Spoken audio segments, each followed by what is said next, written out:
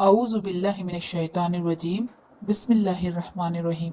अस्सलामु अलैकुम वरहमतुल्लाहि वबरकातुहू।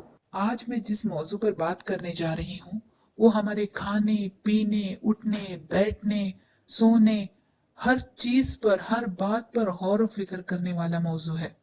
आज के दौर में अगर हमें हलाल और हराम की तमीज की समझ आ जाए तो हमारी दुनिया और आखिरत दोनों संवर जाएंगे।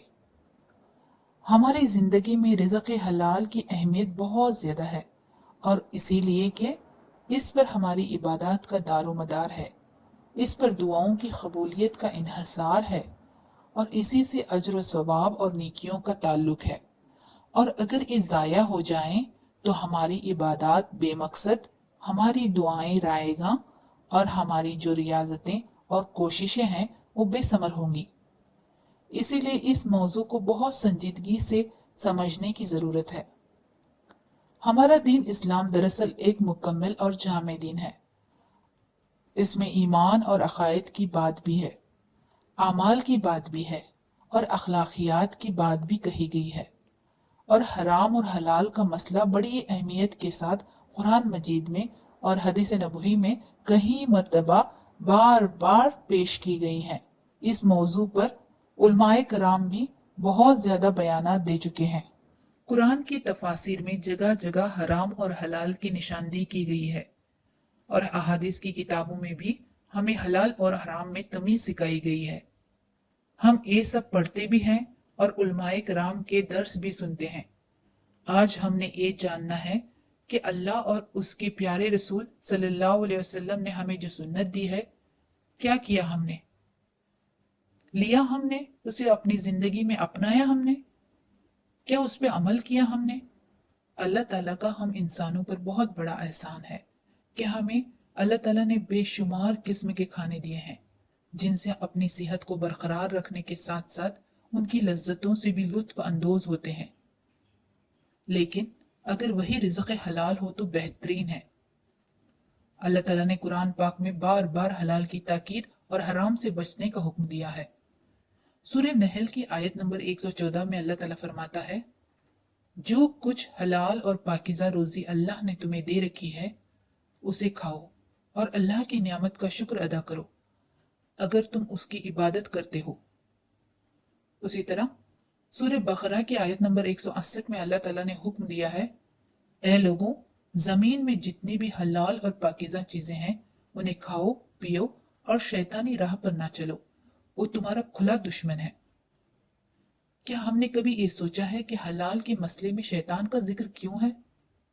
क्योंकि यही वो रास्ता है जिसके जरिए शैतान आसानी से इंसान पर मसलत होता है। अक्सर हम हलाल कमाने के लिए इतनी मुश्किल और परेशानी से गुजर रहे होते हैं और फिर भी गुजारा नहीं होता, तो फिर शैतान हमें मुख्तलिफ रास्ते दिखाता है कि ये रास्ता इख्तियार कर लो, वो रास्ता अपना लो, इसमें बड़ी सहूलत है, ज्यादा पैसे मिल जाएंगे, चाहे वो धोखाधड़ी के जरिए हो या किसी और नाजायज तरीके से हो। क्योंकि शैतान गलत रास्ते को पुरकशिश बनाकर पेश करता है और जो लोग शैतान के धोखे में आ जाते हैं ना, वो हलाल और हराम की तमीज छोड़ बैठते हैं। जबकि अल्लाह ताला ने हमें खबरदार किया है, बहुत मर्तबा खबरदार किया है कि शैतान तुम्हारा खुला हुआ दुश्मन है और भला दुश्मन से कोई भलाई की तौक़ी कर सकता है? आप ही बताएं। हम अपने आप को मुसलमान कहते हैं, है ना?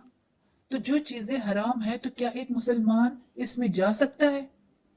गौर करने की बात है कि हलाल और हराम का मसला इतनी अहमियत के साथ कुरान मजीद और अहादीस नबवी में क्यों पेश किया गया है।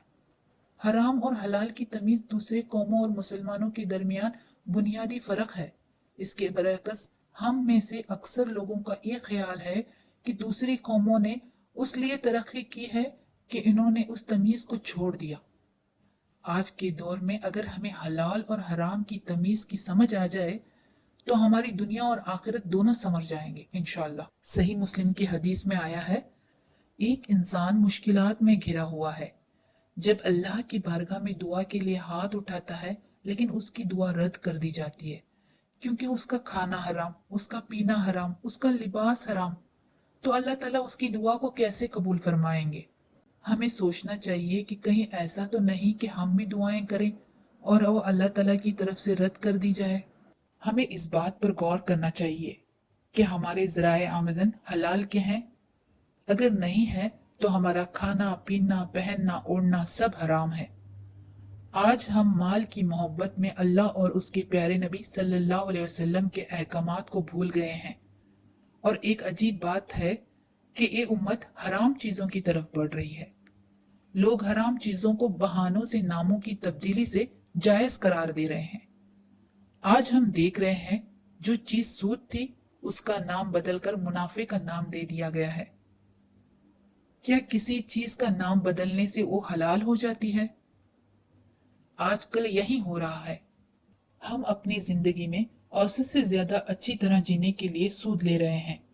हम ऐसा रहन सहन ऐसा लिबास अपनाए हुए हैं जो हमारे दस्तर से बाहर होते हैं, और ये सब हासिल करने के लिए सूद और रिश्वत को जरिया बनाते हैं, और जिसको आजकल हम अच्छा लाइफस्टाइल कहते हैं, वो हासिल करने के लिए गलत काम करने पर मजबूर हो जाते हैं।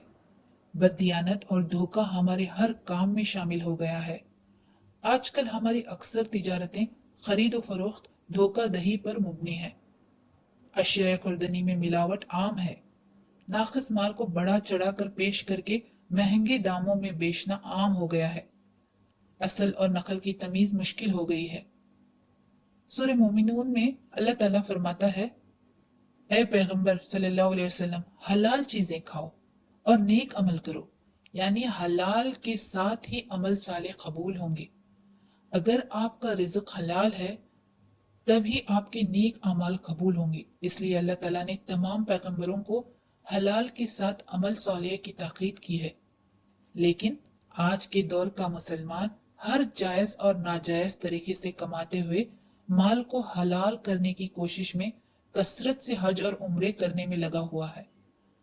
आज हम अपना माल साफ करने के लिए खैरात, ज़कात और सदका मुख्तलिफ नेकी के कामों में पैसा खर्च करते रहते हैं और खुद को मुतमैन करते हैं कि इस तरह हमारा कमाया हुआ माल पाक हुआ, हलाल हो गया। हमारे नमाजों के ढेर हों, नवाफिल के अंबार हों, लेकिन अगर आपकी हर चीज हराम की हो तो कुछ कबूल नहीं होता। हराम कमाने वाला शख्स अगर अल्लाह की राह में खर्च करेगा तो अल्लाह को कबूल नहीं होगा। रसूल सल्लल्लाहु अलैहि वसल्लम ने फरमाया, हलाल क्या है ये बिल्कुल वाज़ेह है, हराम क्या है ये भी बिल्कुल वाज़ेह है।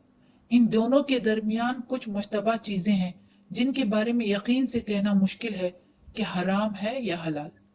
फरमाया, ये मुश्तबात हैं, इनसे बचो कि अगर किसी चीज से तुम्हारे दिल में खटका पैदा हो जाए उसे छोड़ दो और उसको इख्तियार कर लो जिससे दिल में कोई तशवीश पैदा ना हो।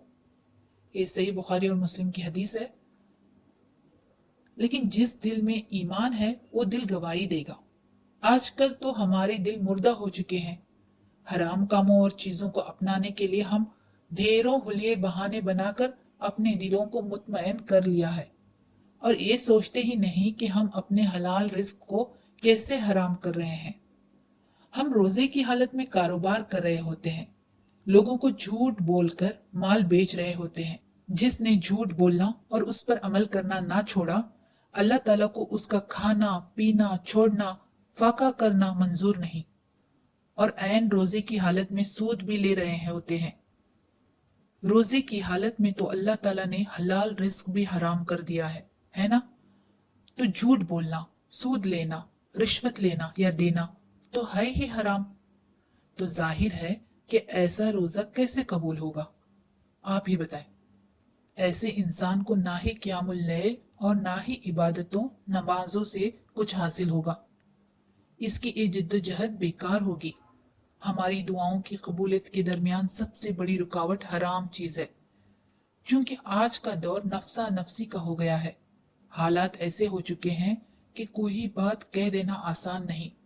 आज हम नाजायज को जायज बनाने के लिए मुख्तलिफ वजाहतें भी पेश करते हैं कि ये तो सिस्टम ही ऐसा है कि आगे बढ़ने के लिए ये जरूरी है, उसके बगैर कामयाब होना नामुमकिन है।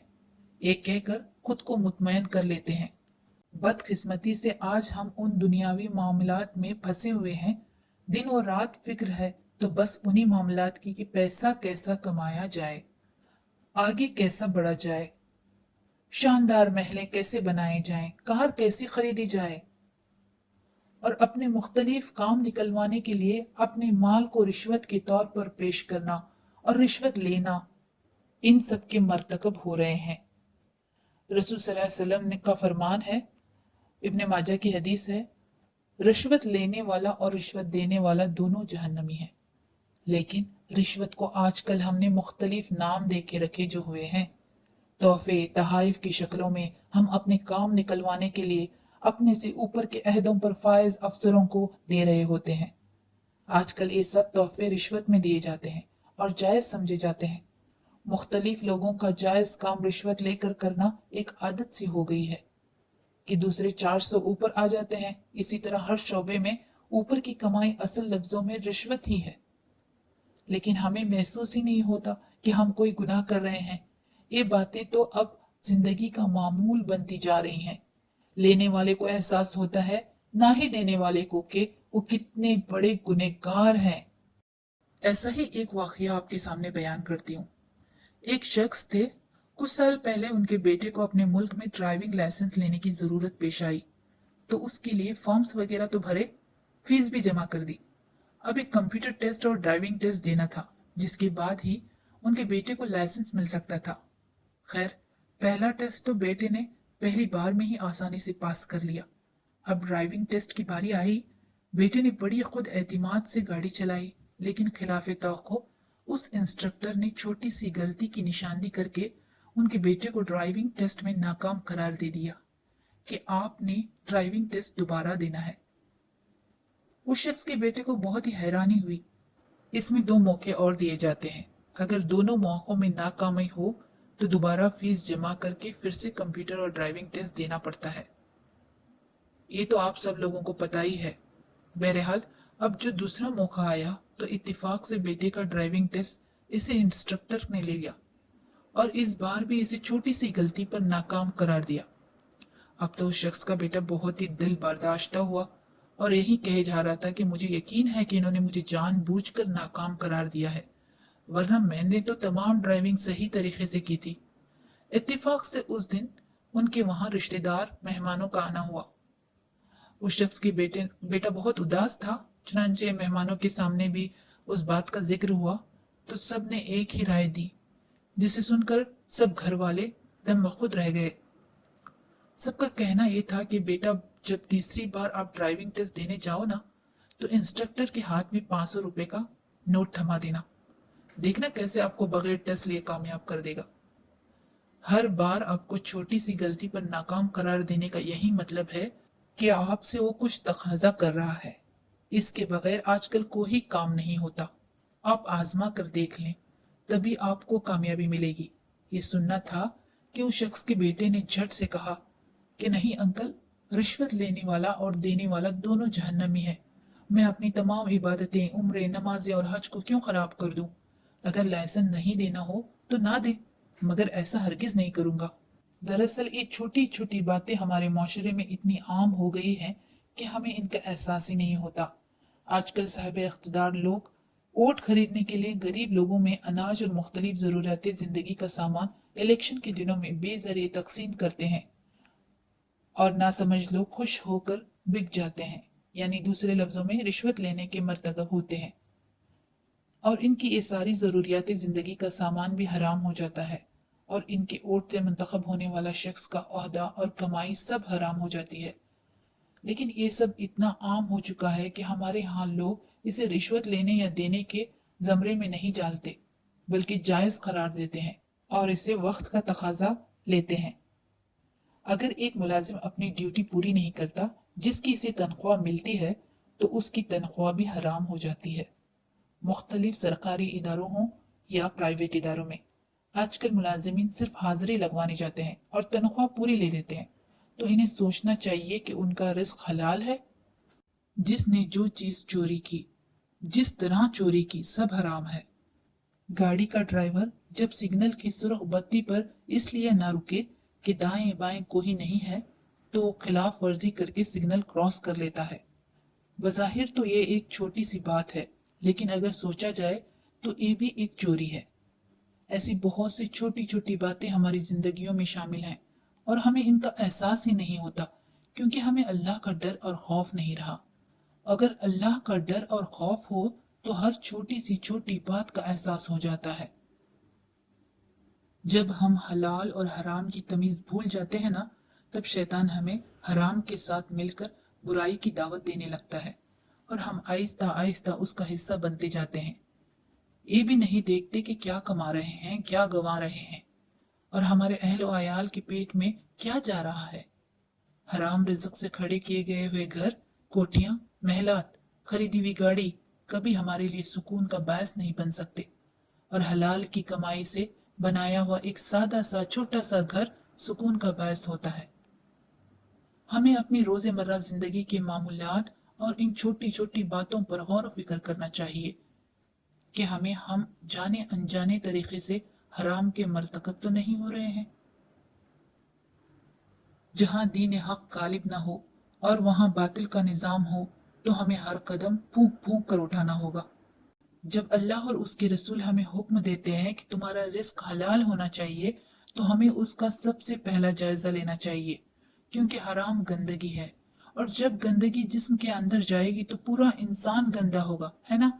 अगर कपड़ों या जिस्म पर कोई गंदगी लगी हो तो हम उसे साफ करने के लिए मुख्तलिफ वॉशिंग पाउडर, साबुन, शैम्पू, हर किस्म की चीजें इस्तेमाल करते हैं, इसलिए कि सफाई अच्छी हो। इसलिए एक मुसलमान के लिए जाहिरी गंदगी दूर करने के साथ साथ बातिनी गंदगी भी दूर करनी जरूरी है। लेकिन अगर जिस्म का गोश्त पोश्त भी गंदा हो, हराम रिस्क पेट में जा रहा हो, तो पूरा जिस्म और रूह गंदी हो जाती है और वो जाहिरी सफाई से साफ नहीं होती। इसके नतीजे में हमारी सारी इबादतें, दुआएं, हर नेक अमल बेकार हो जाता है।